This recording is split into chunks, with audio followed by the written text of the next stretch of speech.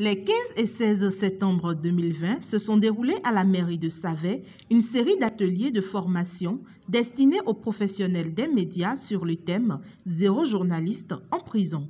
Elle a été organisée par l'ONG Paix et Liberté en partenariat avec l'UPMB et avec l'appui financier de l'ambassade des États-Unis et de l'Union européenne.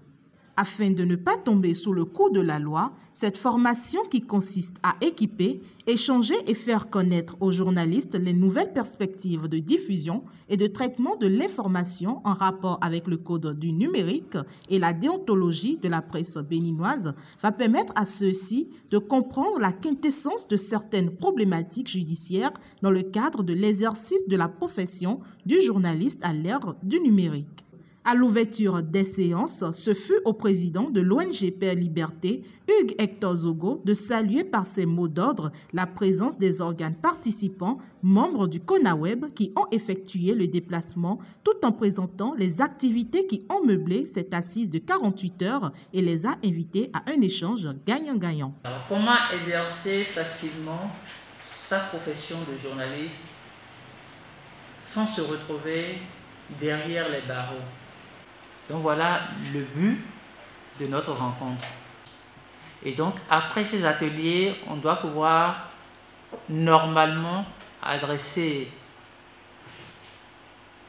une requête à l'endroit de l'Assemblée nationale de notre pays pour que les députés puissent comprendre qu'il y a plusieurs organisations qui portent le même message.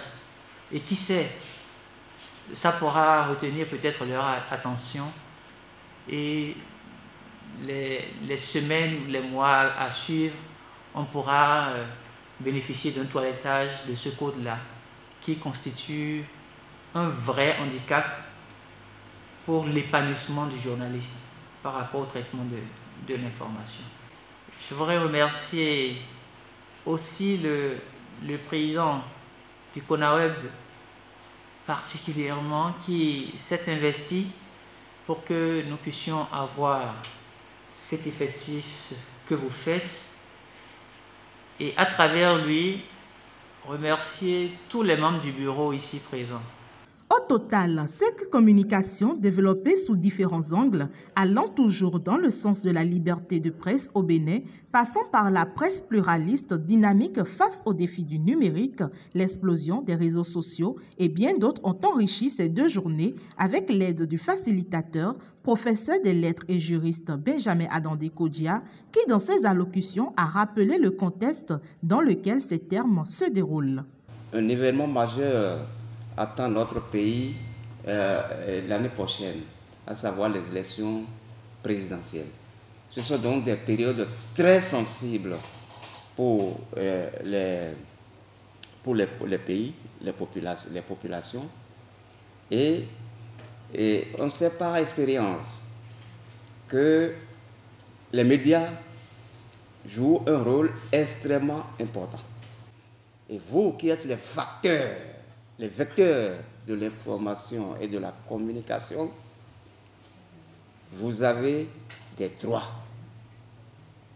Des droits. Et on peut se demander tout de suite, bon, qu'est-ce qu'une presse libre et autonome? Bon, c'est des médias qui ont des droits, qui doivent s'exercer dans un contexte de pluralisme et de la presse, du pluralisme médiatique, sans assurer la diffusion de la construction donc, de leur message sans s'être inquiété, sans se retrouver au barreau. D'où l'appel à zéro journaliste en prison. Il est à noter également que chaque communication a précédé une interaction qui a donné le champ libre aux participants présents d'exprimer leurs différentes inquiétudes et préoccupations afin de permettre aux facilitateurs d'y apporter des éclaircissements plus adéquats.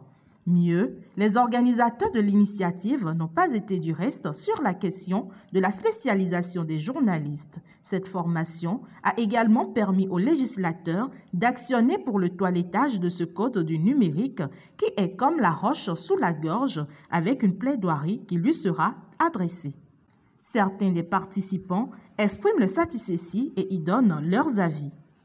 Pour du professionnalisme, il faut travailler à respecter la déontologie qui régit la profession. Et je voudrais inviter les uns et les autres à s'approprier le document qui a été mis à notre disposition de façon à travailler dans le respect de la loi qui régit le domaine dans lequel nous intervenons. Les échanges ont été assez sur la thématique liberté de presse. On a notamment parlé du code du numérique qui connaît des dispositions qui restreignent d'une manière ou d'une autre la liberté de presse ici au Bénin. Donc les échanges ont été très fructueux et nous espérons, nous professionnels des médias, essayer de mettre en application les dispositions prises par ce code du numérique afin de ne pas nous retrouver derrière les barreaux. Je pense que cet atelier aussi a apporté beaucoup pour le conseil des promoteurs de Web TV, surtout pour nos organes, parce que désormais nous savons qu'au sein de nos organes, des journalistes sont outillés pour que 0 journaliste en prison, en tout cas ça commence à partir du CONAWEB, on n'en connaîtra pas. C'est notre objectif et je pense que l'ONG Paix, Liberté a pensé à juste titre en nous associant à cet atelier et je pense que c'est CONAWEB qui en sort gagnant. L'initiative a pris fin avec à la clé des attestations remises aux différents participants.